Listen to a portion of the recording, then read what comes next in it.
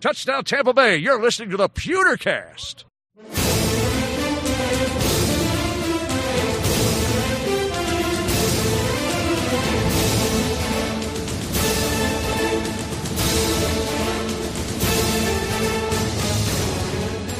Welcome to the Pewtercast. My name is Brent Allen, your host. This is our final thoughts episode on the Bucs versus Giants. I am not here by myself. I've got my good friend, as always, Ren. Not going solo, no more Daxed. Ren, it's been a couple days, buddy. How you feeling? It has, and thank you for leaving me by myself on the worst possible way. Oh. I had to face that all by myself. No, it was fine. And what Brent's alluding to, we do the Instacast, and it's one of our more popular shows of the four that we do. And usually it's a call-in show, and I had a guest planned, and that didn't work out because I couldn't figure out the technology. Technology's broken. It wasn't my fault, or maybe it was. Who knows? Hey, technology's great when it works. Yeah. When you're absolutely dependent on it, and then it doesn't work, then it's not so great. But yeah, so I had to go solo, but it will be the last one. We will be together for the Instacast from here on out. But that is the plan. Yeah, exactly. From here on out, unless something happens. Right. But yeah, we are back, and you and I get to talk about the Giants game. I'm not sure how this show's gonna go. Hey, Ren, I gotta tell you, on the one hand, not being here for the Instant Cast, I don't know if that was good for me or not. I really don't, because on the one hand, I've not gotten to get any of my thoughts out there except for a handful of tweets here and there, and I've kind of been real quiet and silent over the last couple of days since this game on the Pewtercast Twitter account. Yeah. It's just little things here and there, but on the other hand, there are times when I get this feeling like I'm feeling right now, but it's usually much later in the season where I go, do we have to talk about this? Do we really want to do this one tonight? Just being honest, right? I mean, this is something, we try to be as honest as we can with where we are, at the moment. And so, yeah, as you say, I'm not sure how it's going to go, but we've got a good show, I think, lined up. We'll see how it goes, I guess. It'll be good. There's a lot of stuff to talk about after we get past the interview, which we are going to have TJ Rives on. Yes, I'm very excited. He is Mr. Bucs sideline guy. You hear him on the Bucs Radio Network. Jumping in, and so he's going to be coming in. He was, Ren, you gave a great description on the Instant Cast, and I hadn't thought about it till you said it, but he was there in the locker room right after this happened. Yeah. And so he's going to be able to give us really that firsthand account of, what was going on, what's happening. He's been in those locker rooms after they have all happened. Right. That's, I think, the biggest thing. Usually we have already recorded the interview before we even do this intro. Tonight we haven't. I'm interested to ask him that question. How does this compare to previous regimes in the locker room and what's happening? Yeah, I'm not exactly sure how it's going to be worded, but that's definitely the first question I want to. Yeah. I don't want to compare it to regimes. Well, sure. Other teams. Because I don't want the coaching staff to be involved in this one, because I want to know what the players' reaction was after this loss, and then maybe compare it to the Cincinnati game or the Bears game last year. Yeah, I'm not really interested in how the coaches acted in the locker room. I want, and if I don't get good news, I'm not sure what's going to happen. Well, we'll find out. That is coming up right on the other side of this break, and then after we get to talk to TJ, Ren, you and I will stick around, and it feels like there's a lot left for this one to hash out. A lot of times in the Instant Cast, it's like we kind of almost get everything out there, and then we get to final thoughts, and it's just a couple of, a last little bit of things to tidy up. But it feels like there's just a lot left out there that hasn't been resolved yet. So we'll see where that conversation goes. And then, Ren, coming up later on this week, we've got a lot of emails to get through. A lot of Bucs fans have been chiming in. A lot of Bucs fans have been sending stuff in with thoughts on this week and this week's game. So that'll be our fan interaction show that we have coming out later this week. But for tonight, it's TJ Rives, Ren, and then you and me talking about our final thoughts on this Bucs versus Giant game. And that is what's happening on today's episode of the Pewtercast.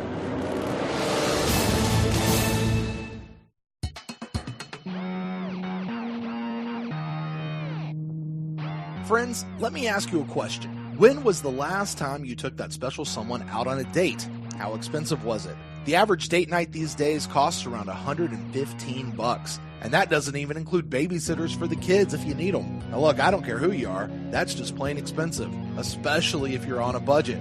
Well, what if I told you that you could have an incredibly fun and unique date night for the next 6 weeks, or even 6 months, for around $30 a night? Well, you can with Hunt a Killer. Hunt a Killer is the murder mystery box that immerses you in an ongoing experience in the comfort of your own home.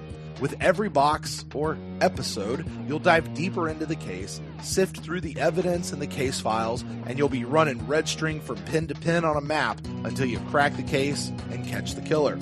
Now, if you've been listening to the show, you know that I've been trying out Hunt a Killer this summer, and I have just caught my first killer. Well, not just me, my wife and me. And I gotta tell you guys, we loved this game. It was so much fun. Not only are we gonna be diving into the new series coming out really soon, but this time we're gonna be doing it with friends.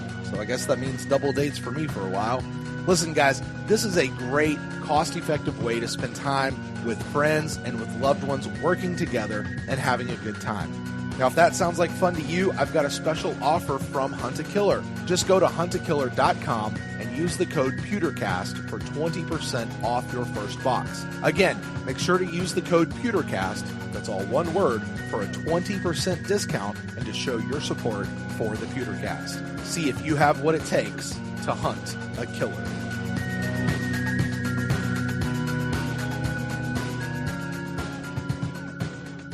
Well, first of all, thank you for having me on, and it's always great to talk Bucs football even after a tough loss like last week. And I've had so many people in the last 3 days say, man, it's so tough to go into the locker room and do these interviews. And I say to them, but at the same time, it beats digging ditches or working up on a roof in the hot Tampa sun 9 months out of the year. So I am privileged. I am blessed to get to do this.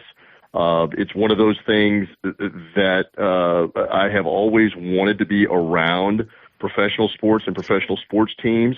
I have been fortunate to be in this market, in the Tampa Bay market, since the early 1990s, and I have been associated on and off with the Buccaneers broadcast for over 22 years now. Wow. I've been on the game broadcast for the last 15 years. And it's one of those opportunities that you get in a market to be around a professional team and latch on to a professional team, and they've been very good to me, and I've enjoyed the relationship with them. We all wish, I know you guys wish this every week, and the fans wish, we all wish that you would win a lot more, win every game, be in the playoffs every year. And the encouragement that I would have is you've got 13 more games left in this year, and there's still an opportunity to win a bunch more. With a proven head coach and a really talented offense in particular, you got a chance to win a bunch more. So we're keeping the optimism up. We're going to keep it up, and we're going to see what this team can do now with a lot of games away from Raymond James Stadium from here on out. Yeah, that road stretch is going to be interesting. But Brent and I were talking, before you came on, and we sort of did the opening to the pod, and we both had the same sort of first question. Getting to be in that Bucs locker room after a loss, the gut punching loss, and it's we understand it's a difficult job, and you talked a little about that, in your answer there. But what did you like from the team, the vibe, what they were saying after that game that maybe like you didn't hear? We'll just pick out like maybe the Chicago loss last year up there in Soldier Field. Like what was, is Bruce Arians, has he made this team have a different vibe, a different attitude? Maybe even in a loss like that, you can still see like this possible culture change? Well, I think that's the $64,000 question. He certainly has been a winner in a lot of different places. So you wonder, has that rubbed off? And I think I hate to cop out by saying wait till Sunday. Mm-hmm. Wait until Sunday, and we'll see. Does this team respond off of that tough defeat? Because the coach has got the experience and the positive vibe around it to get the culture changed. This is the type of game that can beat you a couple of straight games, 3 games, 4 games if you let it. And so we're gonna see what this team is made of early on in the year here psychologically to lose one like that, because it was deflating. I mean, you were in the euphoria of the moment that you were about to win a game and pull it out in the final seconds to make you 2-1 with back-to-back wins and feel really good about yourself, and all in one failed field goal, right? You're now questioning everything again. So But to answer your question about being around the players, I mean, I love the fact that Matt Gay looked right at me and the rest of the media and said, that's on me. I realize it. I realize I let us down, but I am also going to be ready to come back out there the next week and not change anything I do and make my kicks and go ahead and proceed with it. And, you look at the veterans that they have on this team. A guy like Mike Evans that now is a long-term veteran that has been here and been through, unfortunately, a lot of losing, but he wants to win badly. Levante David wants to win badly. Mm-hmm. Ndamukong Suh came here on a one-year deal and wants to be in the playoffs. He was in the Super Bowl a year ago. You're leaning on, that and Jameis Winston and guys that have been around that want to win and want to win badly. Ryan Jensen, let us not forget, in the playoffs a couple of times with the Baltimore Ravens before signing as the free agent center. So you've got enough veteran voices in there that I'm sure are saying this week that, hey, there's a lot of season left. Go out and play it as a one-game season against the Rams. Get that one, and then go play it as a one-game season with the Saints, and let's see where you are at the end of those two road games before you head to London. Let's see if you aren't back to maybe a 3-2 at that point when most everybody isn't expecting you to be 3-2. TJ, let me ask you this. You're there in the locker room looking Matt Gay in the eye. You're looking Mike Evans in the eye. You're looking Ndamukong Suh in the eye. Some of these guys you've looked in the eye for a few years in a row. A few of these guys, this is the first year you're looking them in the eye.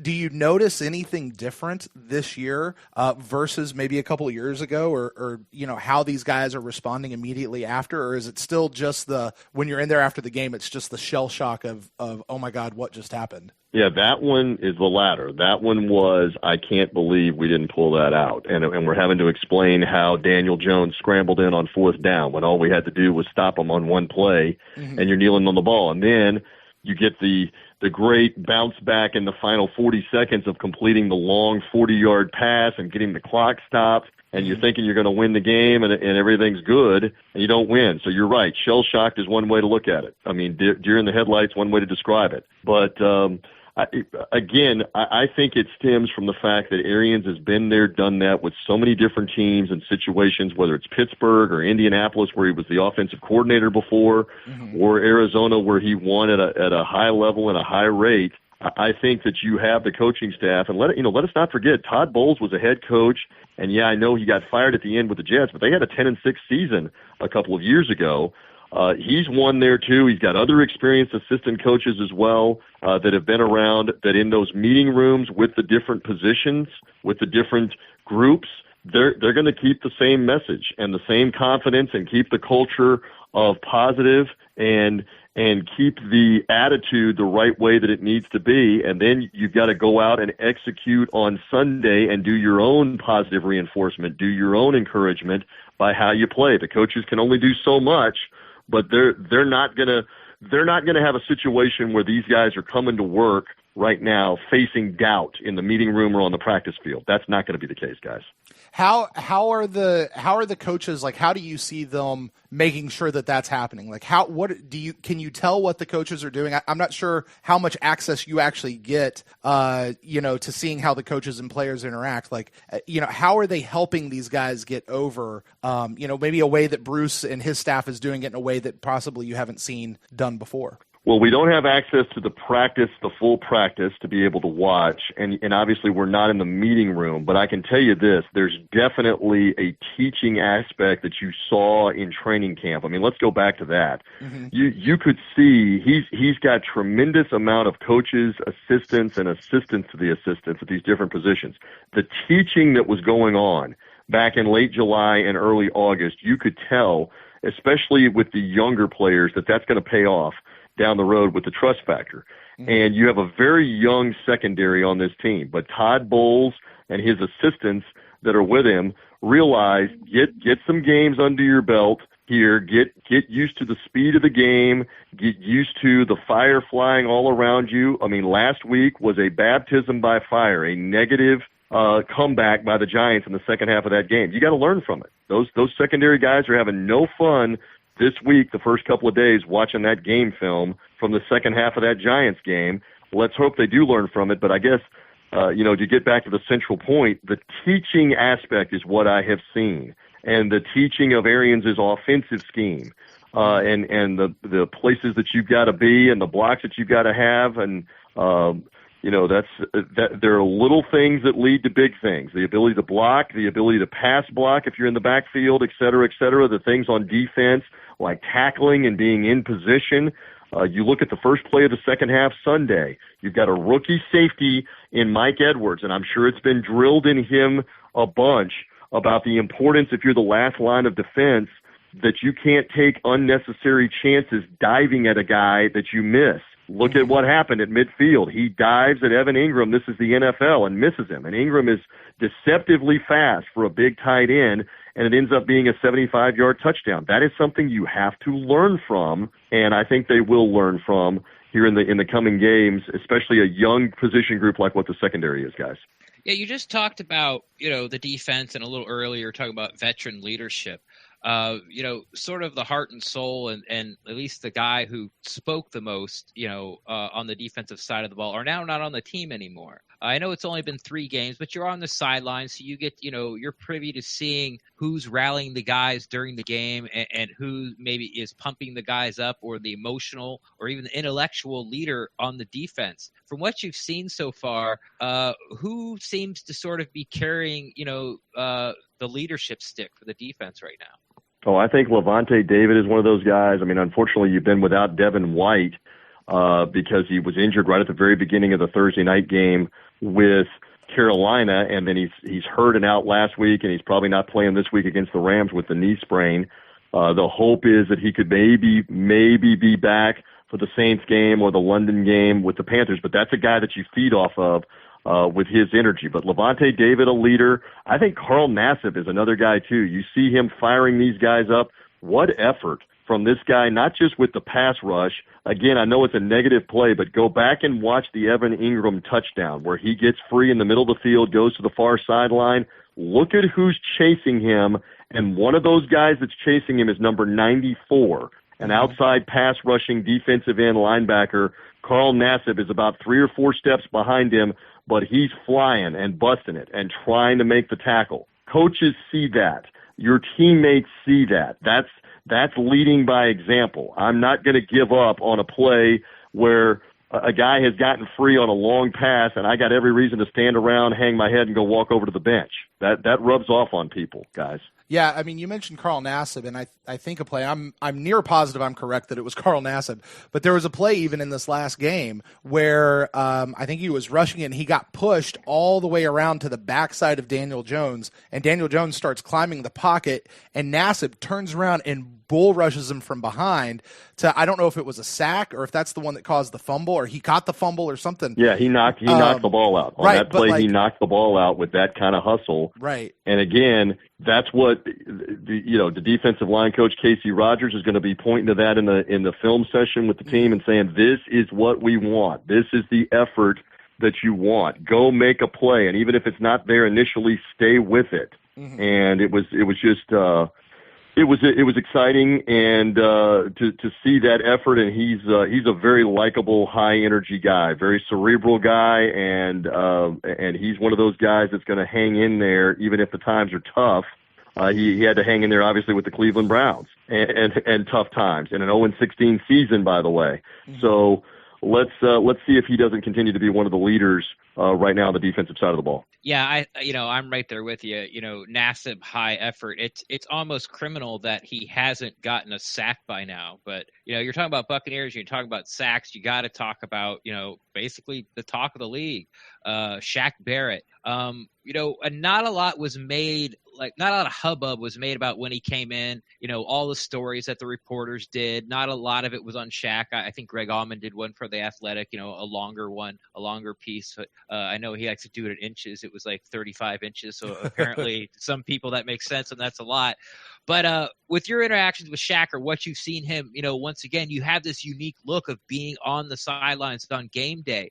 What can you tell, me, Brent, and the listeners about Shaq Barrett, and maybe you've seen something that's making him so special? Well, I have to tell you that it has truly been a remarkable story from that standpoint that you just laid out, that this guy had almost no fanfare as a free agent signing. I mean, in this area, around Buccaneer fans, there weren't 6 people going, man, we got Shaq Barrett from the Denver Broncos.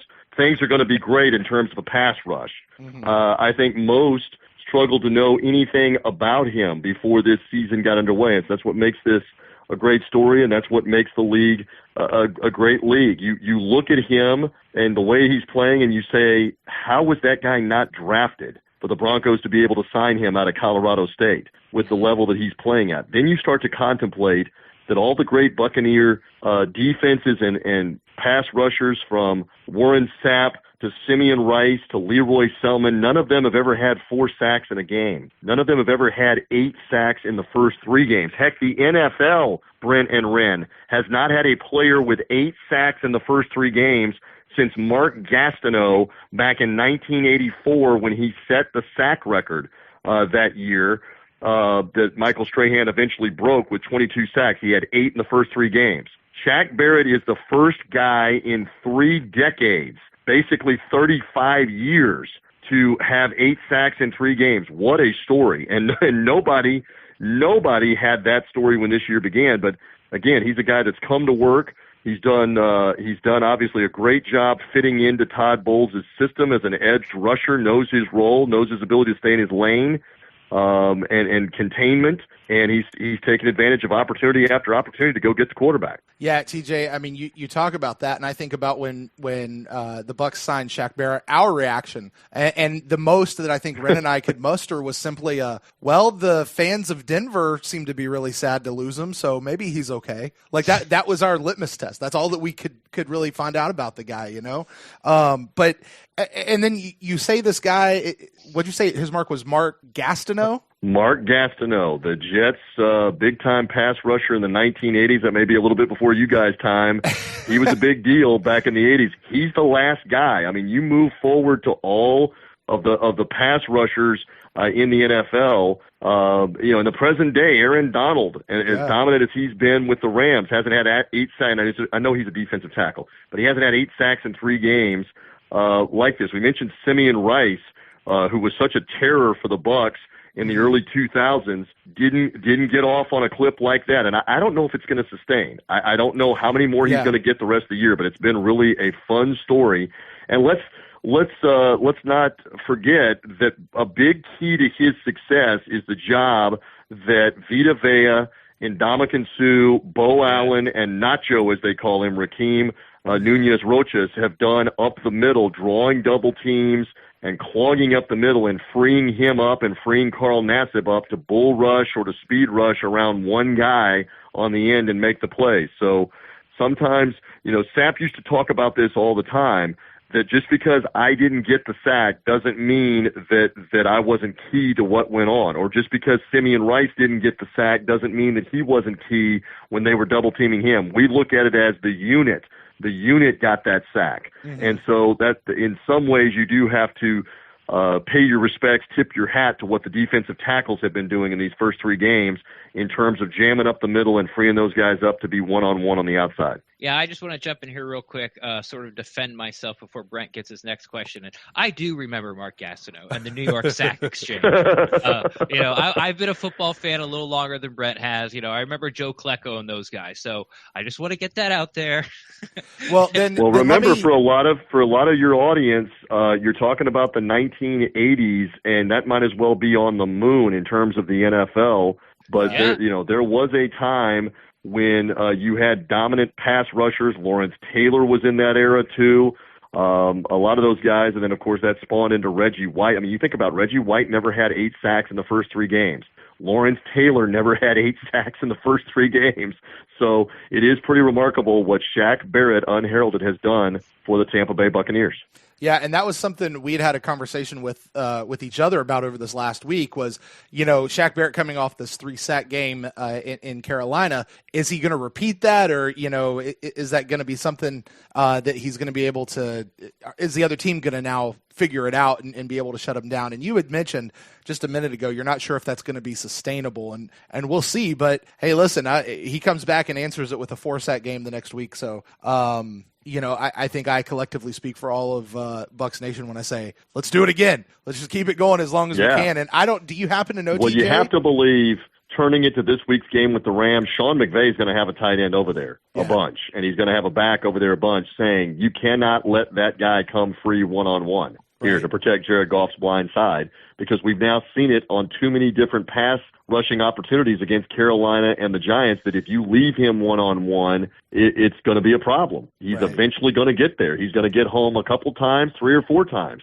if you do it. So let's see, and here's hoping he stays healthy, and I'd love to see 2, 3, 4 more sacks out at the Coliseum. Sure. What a remarkable strike. I know you guys read up on this and see this. He's already collected a $250,000 bonus for 8 sacks in 3 games, not the season. He's got another one looming for 10. He could be the $500,000 man in 4 games this season on 10 sacks for his performance bonuses for the incentives in his contract. How about that? Hey, listen, it's not a bad way to make an extra $500,000. You know what I mean? Very similar to the deal that you guys have on the Pewtercast here. Very similar, yes, on the incentive plan. But we're just trying to make our $500,000, TJ. That's all we're trying to do. Exactly. Hey, I got one more player I wanted to ask you specifically about. Vernon Hargreaves. He's kind of the senior member there in the secondary until they brought in Darian Stewart. But, you know, no secret, he struggled for a little bit for about a half a season a couple years ago, and then just as he seemed to be getting going again, he got injured, and then he came out, had a great camp last year, and then unfortunately got injured in that very first game, was out for the rest of the year, came out, had a great camp this year, seems to be having a pretty decent year in a run. I know he's not a captain, but you know, the rumors that I keep hearing is the defense seems to feed off of his energy specifically. I got to talk to Vernon a little bit during training camp, but I just wondered from your perspective, you know, what is that with Vernon being there in the secondary, being in that room with those guys? Like, do you see him, notice him? Like, what's he doing as far as what you can maybe share with us about him? Well, he's got the swag. There's no doubt about that. And he's a former number 1 pick, and there's a lot of talent there. And I just get the sense that he looks at this as a fresh start in a scheme that fits him better. He is a cover corner, a press cover corner kind of guy, and you're going to get beat some. And he got beat a couple of times on Sunday, but you're also going to have a lot of opportunities to make plays. And I think he relishes that. So he is a guy that I think can really help this football team. And the key thing is they still control the option year on his deal for next season. So if he continues to flourish, you still don't have to worry about long-term deal, et cetera, et cetera. So I think the change has been good. Let's hope that he stays healthy. You mentioned he had the hamstring problem at the end of the season in 2017, the shoulder problem that robbed him of the last 15 games last year because he had to have shoulder surgery. So let's hope that Vernon can stay healthy, because he is a guy that can flourish in the press coverage and the man-to-man coverage for this team. Now I'm going to send a little bit of a tougher question your way there, TJ. The Bucs in the red zone, not good. You know, I'm not criticizing the play calling or any of the plays or any of the players or anything like that.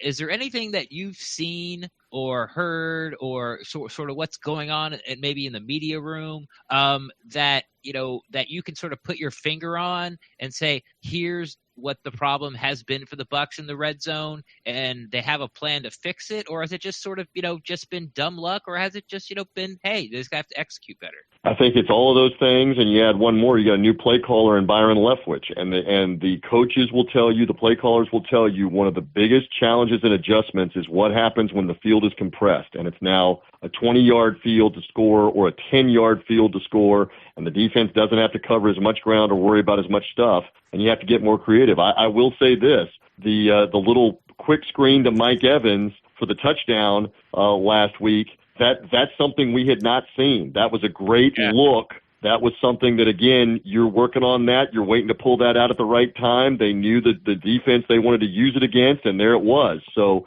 hopefully there's like a half dozen or maybe a dozen more plays like that that you're waiting to see unfold in the red zone. And I think, the biggest key to red zone success is being able to stay ahead in down and distance. Where you get in trouble is when it's 3rd and 6 or 3rd and 8 or 2nd and long. You don't do anything on first down, and it's 2nd and long, and you're, 2nd and 8, at the 12-yard line. That's where you got to try to stay away from that. And I think you'll be able to help themselves. And look, there's been some criticism that some of the play calling was conservative. They ran the ball. I think you guys may be able to correct me. I think it was 6 consecutive plays when they got inside the red zone there in the fourth quarter, including running it on the 2nd and short and then the 3rd and short before settling for the field goal that made the game 31-25. So that's valid that you can have that criticism as well, that maybe you did get a little conservative there trying to protect the field position. And that's part of it too, because Jameis had thrown an interception earlier in the fourth quarter and in the plus territory. So all of that factors in. New play caller. Let's hope they go out to L.A. and cash in with a touchdown or two right away. Look, all I know is they had the ball 5 times in the first half last week and had a touchdown or a field goal on all 5 possessions. So right. Regardless of the red zone stats, that was 28 points up on the board with the 3 touchdowns and the 2 field goals that we saw. So let's see if they can keep that kind of productivity going. I'll take 5 for 5 this week. If anybody's selling it, I'll take 5 for 5 in the first 5 drives this coming week. Sure. Yeah, I think me, Brent, and every Bucs fans out there would take it as well. And I just want to. Brent and I are going to talk about this afterward because we sort of recap the game after our interviews on Tuesday night.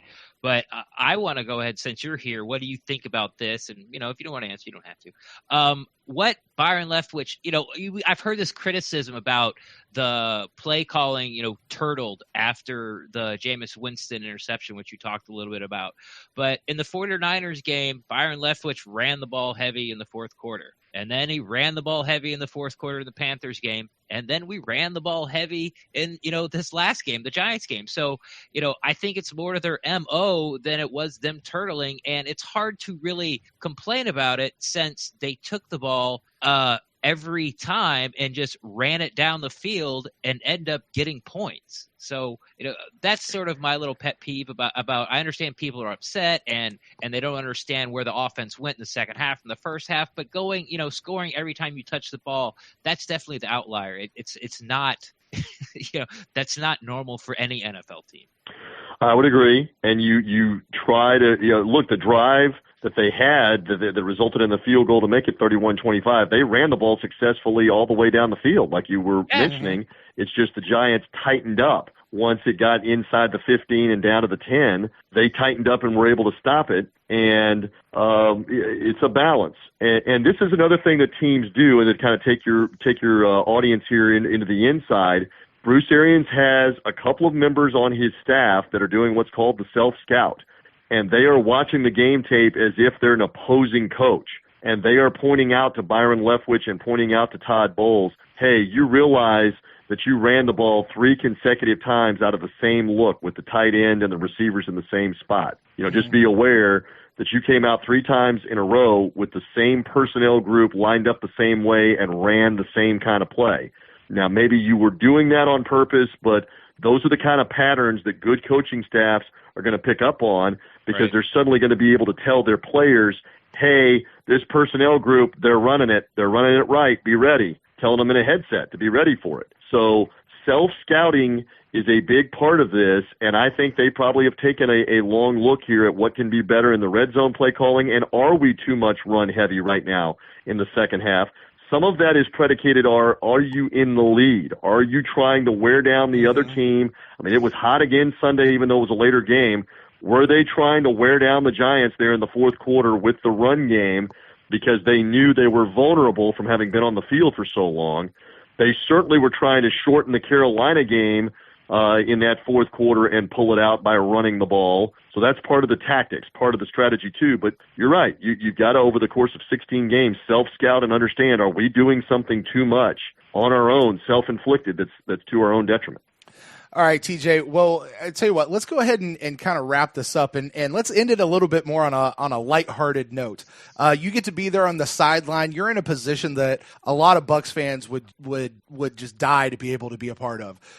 You get a viewpoint that I know I would certainly love to have. Are there any fun anecdotes, whether it's from this year or previous years? You mentioned you've been doing this for 22 years, 15 years actually on the air.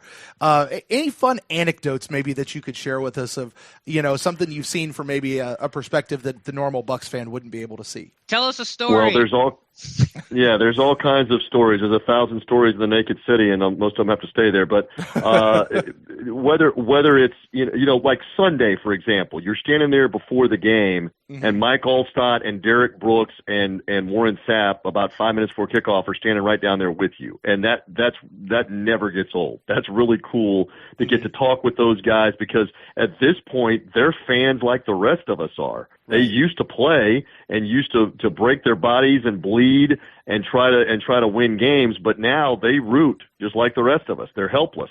They have to sit and watch, and so it was fun to be around there for that. And look, you have different opportunities and different times. I was standing there one year. This has been about a decade ago, and Tiger Woods is standing next to me because Tiger had been around John Gruden in the training camp in Orlando, had come to see the team one day, had reached out to John Gruden because he had been he's a Raiders fan, maybe somewhat commonly known in circles that Tiger's a big Raiders fan. And so he had come to the Raiders Buccaneers game that day, and I'm standing next to Tiger Woods and getting to ask him a question about Buccaneer football. So that again is a cool part of the job, and you're around different guys and people. Different players will come up to you and will ask you things like, how did Carolina take the lead in that game? And you may or may not know if that's the case because they're seeing the score go by, or this player wants to know, hey, what was that call? And you tell them, hey, they called, intentional grounding or whatever it was, because they're busy doing something else. So you do get to interact. You get to see some things. You get to see the coaches coaching these guys up that are over there. You see them get into it with each other sometimes, player to player, coach to player, and back and forth, because there are volatile personalities. There's a lot of emotion. You come off the field, you're angry, you're mad, you're throwing your helmet, you're mad at your teammate because he was out of position. Somebody's mad at you because of something you did. So you get to witness all of that. It's definitely a different viewpoint of the game than everything that's going on the field. And I'm constantly, I have no shortage of things to watch and see, and plays that happen in front of me and things that are going on the bench that I can tell the guys on the radio broadcast about. Here's what's happening here, or here's what's being said. When they got that huge drive, I'm just thinking of this, when they got that huge drive at Carolina and kicked the field goal late in the game to go up by 6, when Matt Gay kicked the field goal and the team came off, Jameis Winston was there greeting every guy when they came off the field, going, yeah, that's what it's all about. We got the points, we got the drive, because it's about a 6.5-minute drive. It's neat to be down there and see them when they're in that moment celebrating, or somebody gets a big turnover and they come running over to the bench and everybody's celebrating and high-fiving, or a big touchdown, a big play in a game. When Hargraves got that interception return for a touchdown against the 49ers in the opening game, he came racing into the end zone,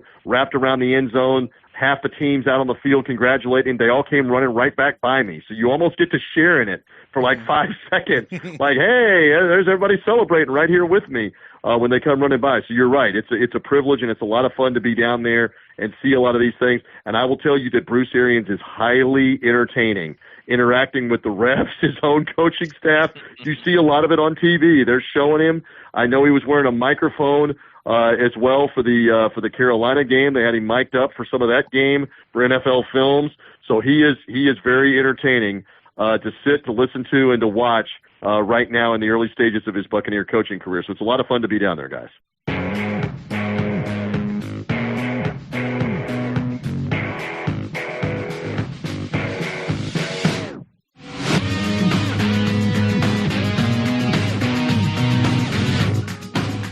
That was TJ Rives, Bucs sideline guy of the Bucs Radio Network. You guys make sure you find out everything he's doing. You go to the mobile app for the Buccaneers, and you can listen to the radio network there.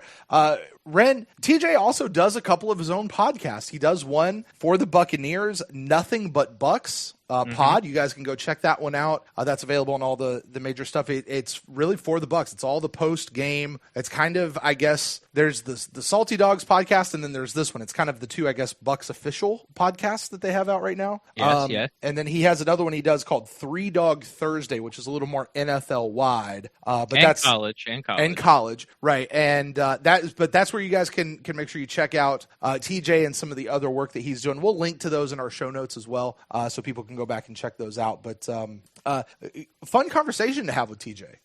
Yeah, he's been doing this a long time. You could tell. Yeah. He was, it was. I mean, he had a lot of great stories and input. It was a little hard to nail him down. Let's be honest on the question that we actually asked. Right. He jumped around a lot, but and to be fair, he has to be careful. Like, he works for the team. He works. He's got to kind of toe that line a little bit. And that's okay. and that's what I was getting to. But man, he did it so smooth. Oh yeah, he did. Yeah, he did. Yeah, he was good at it. You're right.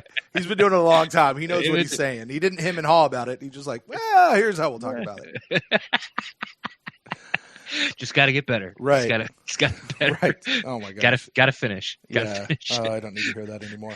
But it was, again, it's just like, okay, defense, go. Like, yeah. Like a lot to say. It was fun to listen to, and not sure what I have to do to be able to get those stories.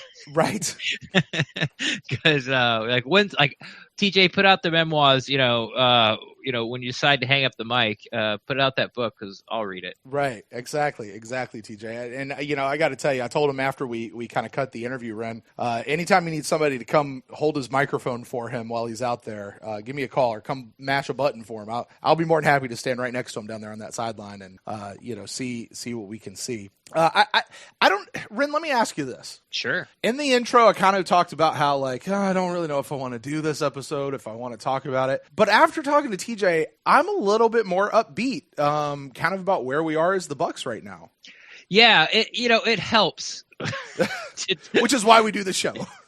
It helps, to get your questions answered, and especially from someone, who is always going to look on the positive side. Right. So it makes me feel better. And, the things he said weren't, revelations to me personally, right. But I guess it was just more affirmation, which make me feel better. It's like, yes, I know we're only one game out of first. Yes, mm-hmm. I know that, like all the sort of things you say to yourself after, getting punched right in the nose, mm-hmm. At the end of that game to make yourself feel better. But then, listening to TJ and talking with him, it's like, yeah, I do. I feel a lot better. Yeah, and you sit back and you kind of like, on the one hand you're like, I don't care about this and that, and yeah, great, it's a veteran staff, and yeah, great, we have this, and yeah, we gotta take it 1 week at a time, and yeah, this, and then like you hear somebody like TJ say that, and you're like, okay, yeah, you're right. It's there's a reason we say those things. You're right. It's not revolutionary or revelationary, I guess, but sometimes you just need to hear somebody say it. So, Ren, with that, this is kind of our final thoughts episode. We're talking about everything that's going on with the Bucs right now. Talking about specifically with this game coming out. The whole world knows how you felt, or at least the several thousand people who downloaded the whole world. The whole world. The people who downloaded the show and listened. But go Brent, go. It's your turn, man. Okay. Well, I don't know. What do you want? Do you want what I was feeling right after the game, or do you want where I am right now? You pick, man. Yeah. Okay. I think mostly if I could just kind of talk about the last, what's it been now, about 48 hours, I guess, or so. Maybe not quite, maybe a little bit more than that.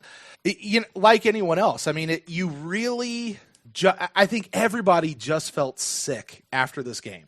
Right? Like, people talk about the punch in the gut. People talk about it felt like a punch to the balls or a punch in the nose, and you sit there and you go, why does this affect me so much? But I mean, and lots of people are looking to place blame, right? Yeah. That they're looking to place blame on Matt Gay. They're looking to place blame on the secondary and the defense specifically. I've seen people placing blame on Jameis. I've seen people placing blame on the coaching staff. I've played people placing blame on play calling. People placing blame on Jason Light, and there's probably somebody out there who's placing blame on TJ, who was just standing on the sideline doing his thing. You know what I mean? Like everybody seems to be wanting to point at where is the blame. And, here's the thing. We came down to the end of it. It was a chip shot of a kick. The kicker missed it. and that's on him. Also true, it should not have been that close. We squandered an 18-point lead from the halftime. And yes, the secondary was getting burned for quite a bit of that game. Not every single play, but on lots of them. There were lots of times when it looked like in the secondary anyway,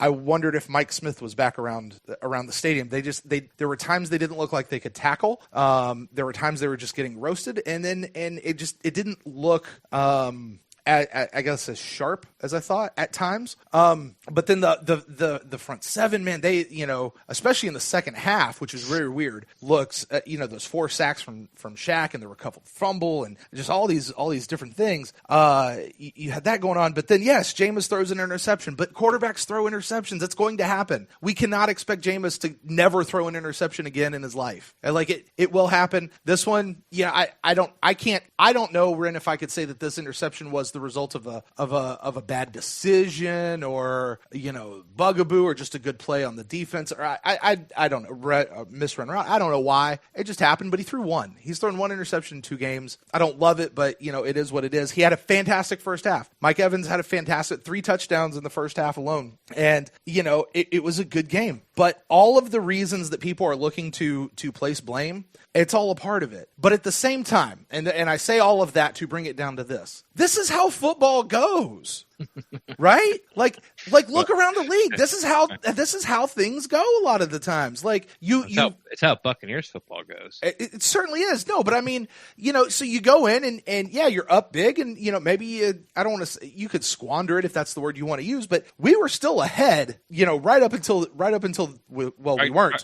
until we weren't. Right until we weren't, right? Right until we weren't. But I mean, right up till the very end, but we did what we needed to do. We got the ball back, we marched down the field, we set up the kick, you make the kick, you go home, everybody's happy, and you don't care about anything else. And we just missed this one, and the kicker missed this one, and he had just made 5 before, and yeah, he missed 2 extra points earlier in the game, and that could have swung the difference. But I mean, I think in the end, I come back to this point of just saying I'm back in a wait and see mode, right? Like, we got to wait and see how they come out and respond this coming week, because that's going to tell us the tale of where they are as a team, right? Yeah, I mean, the defense did, I felt like they had a hard time getting off the field on 3rd down in the first half. You didn't feel like it. They did. Yeah. Their 3rd down, the Giants' 3rd down conversion rate was nothing to shake your head at. Daniel Jones was more accurate than I thought, he was going to be. Wasn't a cakewalk, was it? Huh? Wasn't a cakewalk, was it? No, it wasn't a cakewalk. But let's really look at this. Okay, Sure. So the Bucs are having trouble getting off getting off the field first down the first half. Okay. Mm-hmm. Well, the first half ends, the offense does exactly what they were supposed to do. Mm-hmm. They get 2 touchdowns, 2 field goals with very little clock, drive the ball down the field and get, steal field goal at the end of the half. Mm-hmm. So the defense only get up 10 points. They come out, hit one big play that goes all the way to the house. Mm-hmm. We get the ball, we move it a little bit, miss on a short 3rd down, have to punt it. The defense stops them on 3rd down. Carlton Davis gets called for a penalty. Mm-hmm. Reset the downs. They hit a bomb because the safety came up and got sucked in. I'm sure Vernon was expecting, help on the help over the top. They caught that, punched in. Now all of a sudden it's a 3-point game. We're in a dogfight. Right. But after that, the defense was nails. Right. They really were. They shut them down. Now, we could start talking about the offensive play calling, from, I guess, that second touchdown on. I felt like it was either run the ball or throw it deep. Mm-hmm. The intermediate passing game or the screen game or, people crossing over the middle. I felt like the middle of the field really wasn't used a lot there. You might have a point, but still, you have scored 28 points so far. I mean, it's not like the offense is failing. You just scored every time you touch the ball in the first half. So you're not going to score every time you touch the ball. And then, the Giants get that last touchdown, and that's the question that I need answered. I need someone to go to Dominican Sue and sort of lay down the flattery, like, hey, you're the veteran leader across the offensive line or defensive line. Guys are looking up to you. Will Golson has talked about how he wants to emulate his game after you, and you might be the most eloquent, football player I've ever run into. Mm-hmm. What the hell happened? Right.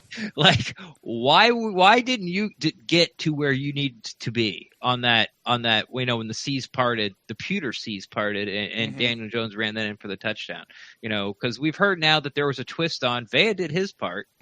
Did Sue not hear it? Did he just couldn't get over there? Like, I need some type of explanation, like why that happened, because it was fourth down. And from what I've seen, I remember like not a lot of guys were open. It looked like we're gonna have sort of almost a repeat of the Carolina game. But then, like you said, we go down there and the Giants steal one out of steal a win out of the jaws of defeat. Thank you. Yeah. I'm making snapping. I'm closing my fingers, making turtle snaps at Brent. Like, what am I trying? Jaws. That's it. And then the Bucs go down and they did the same thing, except like you said, they just missed the kick. And I talked a little bit on the Instacast where it was, these are the worst two ways that the team can't lose games for the fan base not to give up. Right. Lose faith early. Right. Which is Jameis do something dumb and miss kicks. And we've done it out of 3 games, we've seemed to have made this happen already. Yeah, I think that's a real smart phrase to couch it in. Like, for the sake of the fan base's psyche, this is what you can't do. Like, and to separate it from the fan base's psyche to football. Like, here's what, honestly, in football, it kind of doesn't matter. Like, you lose, you win, you however you get there, right? But in the psyche of the fans, man, things are just blown up. And a lot of times blown way out of proportion, sometimes justifiably so, though. And, collectively, and just look on Buccaneers social media out there. Like, we're still feeling the effects of it. And you're starting to see the people say, okay, I'm done with this game. Let's move on. I'm done with this. We're on to the Rams. Man, the Rams are going to be a tough game. Buccaneers have never won playing in the city of Los Angeles. Buccaneers have, whatever, but Buccaneers also have a history in Southern California and doing pretty well out there. And Derek Brooks films a video and puts it out for the Buckaholics, Ren. I don't know if you saw that. I did not. It's pretty cool. Derek Brooks is like, hey, Buckaholics out in Southern California, get out there, cheer us on, and what you guys go see it. It's out there on Facebook floating around and probably been shared in 13 different groups by now. But I do see people kind of starting to turn the tide. But Ren, this is a lot of what we talked about in the preseason and through camp of, hey, listen, it's fine to go ahead and get excited. Like, I was excited to see, and I still am excited to see what this coach can do and what this new coaching staff's going to do. What this, I think somebody in the Instant Cast Run asked you about changing the culture, right? Or somebody, I've been hearing that somewhere. Look, guys, you don't change the culture in 3 games. Like even in a winning culture, you're going to lose a couple of games. It's how you respond and come back to it and what the overall picture looks like. We're only 3 games into this. We have to wait until we get, at least through half the season, if not the whole season, before we look back at it and really, truly judge. Now, that said, along the way, we can come out with some black eyes along the way, like we did this past week. Because this one, a quick story. I'm standing there in the stadium. It's in that last spot. Everybody is on their feet. Even the club section, we're all on our feet there at the end. Yes. Giants fans, stood up? Bucs fans, everybody is on their feet. And they go in. What'd they get? Was it a touchdown or a field goal right there at the end that put them up? Touchdown. It was a touchdown. And so we get the ball back, and Jameis, we're going, and he hits that just deep bomb to Mike where you're like, that's it. We just won the game, right? Yep. And I've got my boy with me. He was there, my 7-year-old. And in order to see, he's standing on the seat. Right. So his face and he's kind of leaning on me for support. And I see that, and I just lose it. I'm, yeah. His ear was right next to my mouth. Yeah. And he had like a little 7-year-old freak out moment. Like, Dad, you just made me go deaf. I don't know. Actually, he said death because he doesn't know the difference in the words. But, and he was into it. And this game, and they went in and they missed the kick, and he just looks at me and he gives me that. It's that thing that no parent ever wants to hear from their kid, which, what happened, Daddy? Yeah. What? I don't and it just, he was so excited about the game and getting to be there. Are you saying Matt Gay stole a forever father-son moment from you? He created a father-son moment for us because I got to sit there and have a life lesson conversation with my boy. It sucks. It sucked. But all he wanted to do at that point was head back to the car so he could play with his Voltron toy in the back seat. Well, son, you know what? See that guy right there running off? It's his fault. That guy with the green shoes? With the green shoes, that guy right there. Yeah, but I mean, Ren, look, we could sit down and go through all the positives of this game. There were a lot of positives in this game. There were a lot of positives. I mean, just a ton. There was, I would say, Ren, would you say there was a lot of negatives? I wouldn't say a lot. I mean, no, a handful maybe, right? I was worried about Minter. Yeah. Going into this game. Okay. But it didn't really look like that the tight end was a lot of his responsibility. Mm-hmm. Right now, this Todd Bowles defense is absolutely getting torched on crosses, with wide receivers and tight ends across the middle. Mm-hmm. Like, it doesn't seem like we have anybody who can stay with him. It looks like MJ Stewart's sort of back to MJ Stewart, remember, from last year, where he can't keep up with anybody. Levante David got exposed a couple times on those plays where he couldn't keep up with anybody. He did make a good play on the goal line, for eventually. So, obviously it's not all bad. The safeties, both of them, had a pretty terrible game. Right. Edwards, I thought it was going to be Whitehead's job to sort of spy and be like we're going to eat up all the blocks. Mm-hmm. Whitehead, you have to tackle Barkley. Right. If you don't tackle Barkley, we're going to lose this game. Apparently that job sort of moved to Edwards, and he did a fantastic job. Right. Absolutely fantastic job. I told you, last week we were talking about the run defense and well, how good is this? So I said, well, we'll find out. Mm-hmm. It's like McCaffrey, yes, excellent. But if you can do it back to back against, arguably two of the top three running backs, top five for sure in the league, mm-hmm. then we really got something there. So as a fan, I feel a little cheated because the jury might be still a little out on that. But the Bucs, as far as run defense, haven't shown a kink in the armor yet, and they face some good, and they still have more good backs to come. Like we got Gurley, Kamara, McCaffrey again, all coming up. So that was good. But when Barkley went out and the Giants just basically started throwing the ball mm-hmm. all the time, the safeties sort of I don't know if they didn't adjust or, I remember last week you said Mike Edwards looked like a rookie to you. Mm-hmm. And I was like, what? Really? I thought he was fine. Well, this game I'm like, yeah, he looked like a rookie to me, and they were both sort of out of place. Right. And that's the only really negative I have. You can't blame, OJ showed up. Obviously Mike Evans showed up. Both of the running backs played, Rojo played great. Peyton Barber played fine. Mm-hmm. Jameis played great. Mm-hmm. The front seven, Bruce Arians said it, they played great. Right. The secondary had it rough. And I know you got to talk about it as a whole, but I really think it was more the safeties, and I don't think the corners played that bad. And when they did get burnt, I'm not 100% convinced that it wasn't the safeties' fault because they weren't there, right, where they were supposed to be. Right. So 2 questions for you real quick. And I don't remember if we've talked about this on air, off air, or if I dreamt about this. Sure. But this has been in my mind for a little bit, and I don't feel like I've got a good answer. MJ Stewart, mm-hmm. I'm talking about him. And he has one more game, and then after that, Ryan Smith is back off suspension. I wanted to bring this up too, yeah. Yeah, so, you mentioned, kind of being exposed in the middle of the field, and you mentioned MJ Stewart in there. Mm-hmm. We get Ryan Smith back. I think the assumption is, and Ren, you probably have a better view of this from what you saw in training camp. I think the assumption is Ryan Smith will step in as the new slot guy, the slot corner, right? Or I'm sorry, not slot corner, nickel corner, right? I don't know. He played pretty much exclusively on the outside. Oh, did he? Yeah, and okay. I'm not really sure that MJ Stewart is playing bad enough where he's this huge liability on defense. Mm-hmm. He's just not playing as well as I saw him play in training camp. Everyone's going to get burnt. Everyone's, and mm-hmm.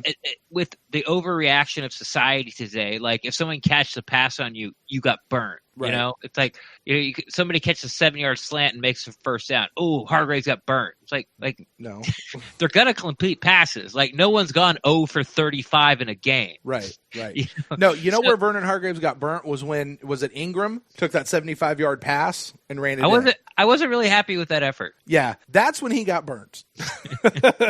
I really wasn't happy with that effort. Yeah. I mean, I know he was being blocked a little, but I'm not. I don't want to take it that far because now you're starting to get into things that I can't. like I don't know for sure. Right. It's something you really can't. What's the word? Equate? Is equate? I don't think that's the word. Equivocate. I don't know what that means, but I'm using it. Equivocate. Right. There you go. I did it. So yeah, I really don't want to get into that, but yeah, I was a little, I was a little upset that I didn't feel like Vernon gave 200% effort on trying to, get Ingram out of bounds or get through his block or get to him. But anyway, that's neither here nor there. But the 7-yard completion is not a burn. Yeah, it's just a completion, right? Yeah, so MJ Stewart's gonna give up his his catches, but I just said he looked better in training camp than he has, sort of thus far, and not so much really the Niners game. It's really been these past 2 games where you kind of look up and go, oh, like MJ's a couple steps behind where he should have been. All right, that's all right. It wasn't, but he's not getting burned in these huge plays. Mm-hmm. Now, I'm really interested to see like where Sean Murphy Bunting is.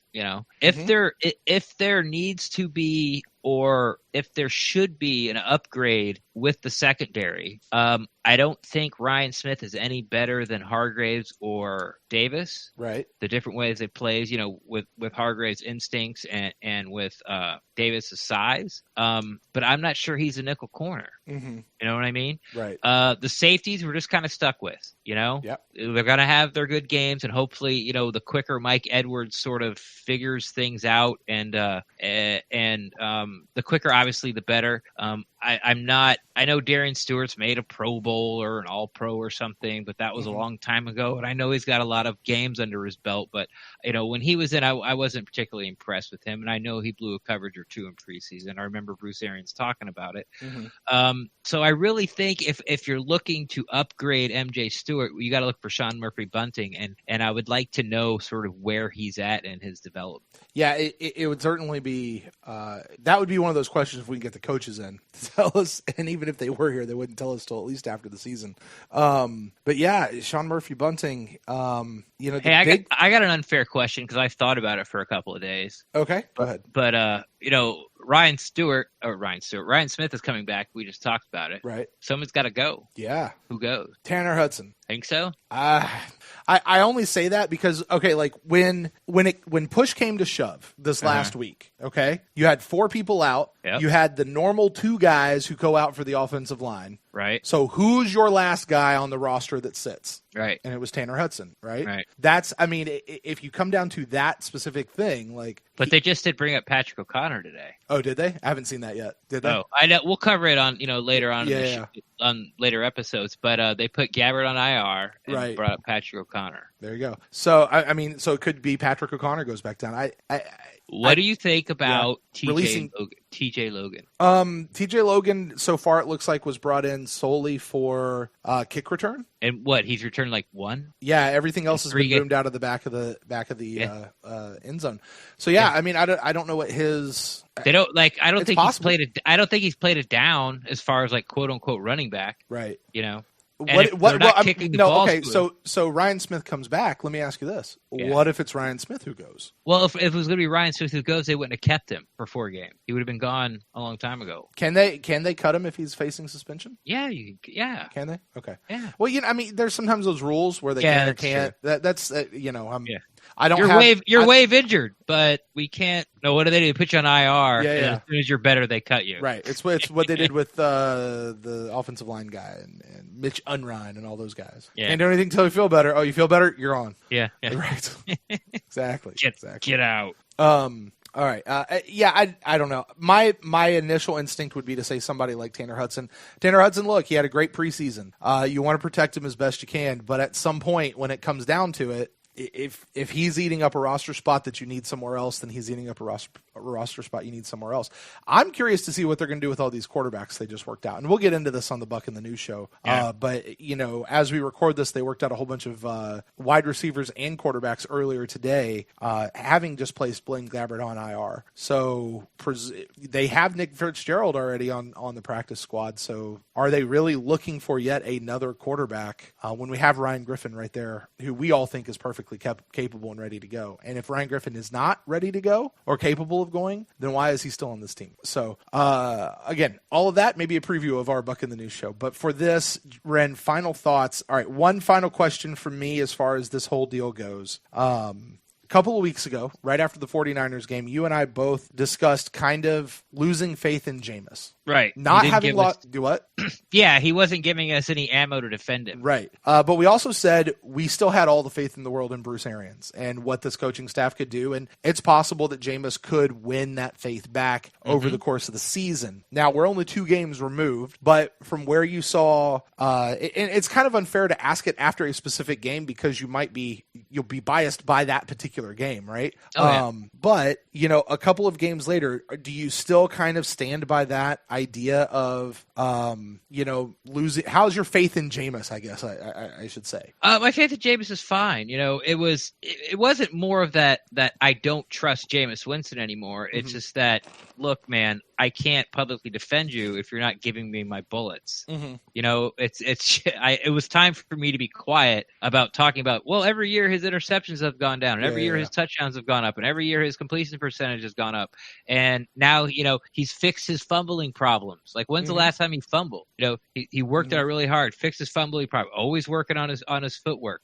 Right now, where I am with Jameis, my trust is there. There's just 2 things that, and I mentioned a little bit on the Instacast, that I want him to work on. I know BA told you that he would rather have you look downfield instead of take off and run, but there's got to be a point where that doesn't take off and run.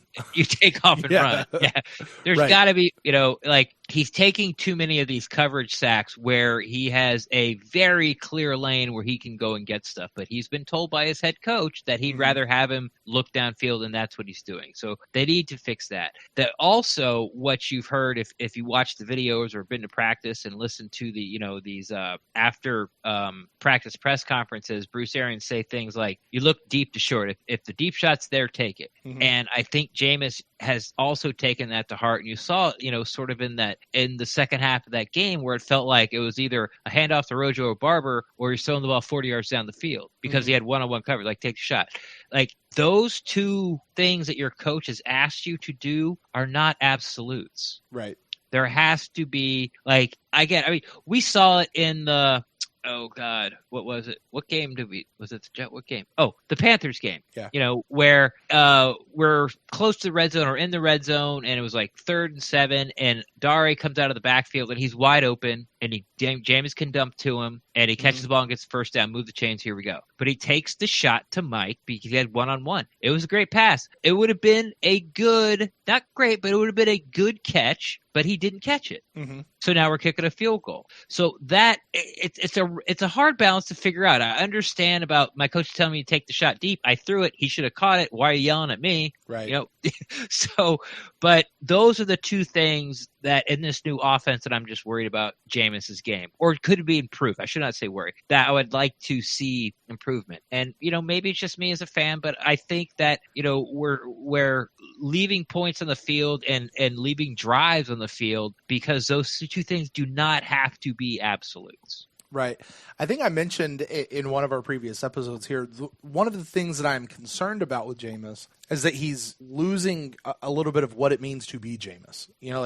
I don't want to see Jameis not be himself. And he is a guy who makes plays. He is a guy, Jameis is slippery. And it's one of the things you love about him as a fan. It's one of the most exciting things. It's one of the things that hits highlight reels time in and time out. And he can get out there and make stuff happen, especially when the play breaks down. Yeah. Or when things are taking too long. And it feels like, and I could be wrong, you'd have to go back and look at it and see, but it feels like some of that is getting taken out of him, and I don't like it. I just don't like it. And I'm not a football guru. I'm not a quarterback coach. I'm certainly not the quarterback whisperer, and I'm not the coolest damn coach in the NFL. But something about that just does. Something feels off right now. And to kind of answer my own question about that, like, I'm still very much with Jameis where I was at the end of the 49ers game. Like, I trust BA to get this done. Jameis is our quarterback right now, and I am cheering. In fact, I bought a jersey for my son, a Jameis Winston jersey this past week. And, Ren, I know your personal policy about it. That's not true in my house. I'll let my kid wear somebody else's name on his back. When you're a kid, that's fine. Yeah. But, my kid was all about it. And he, Jameis Winston is his current favorite player, and I encourage that fully. but I need to see more out of Jameis, and it's going to take really the majority of the season. It can't be pigeonholed into one game. You know what I mean? So, I guess the reason this doesn't feel like it has an actual answer right now is because it doesn't, because it's like still in process. You know what I mean? Yeah. But with that, Ren, the Giants game is over. There's nothing more we can do about it. It is what it is. Listen, this was a good game. Like, it was an entertaining game. It was a fun game to watch. It's just that last kick. And you can say what you want about everything else. It really was that last kick. That's what it came down to. And hey, he's got to make those kicks. Matt Gay knows it. Bruce Arians has come back in the media and said he ain't going anywhere. And he's not. This is not another Roberto Aguayo type situation. So, and we'll see as the season goes on.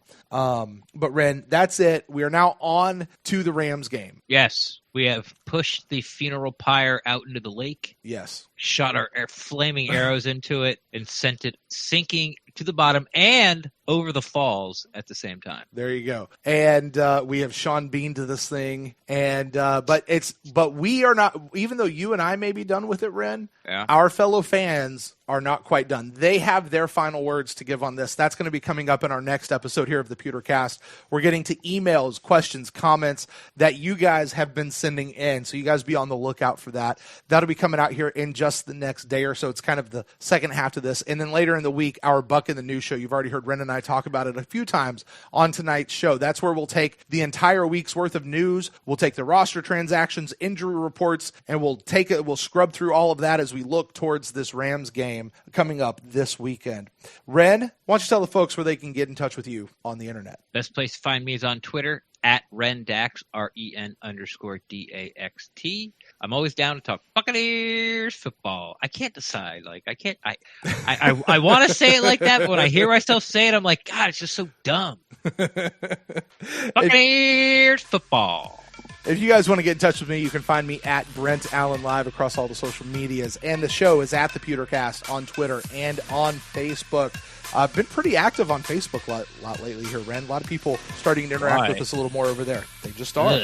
They just are. But Twitter certainly is still our main way. And then also, like we mentioned a minute ago, emails. You can always email in your thoughts on the show, email in your thoughts on the Bucs and what's going on with them to thepewtercast@gmail.com. We will read those on an upcoming episode of the Pewtercast. Well, Ren, that's going to do it for us. As I said, we'll be back in just another day or so with our email show, and as we look to really turn the corner on this week. So until next time, guys, we'll close the show out. As always, go Bucs!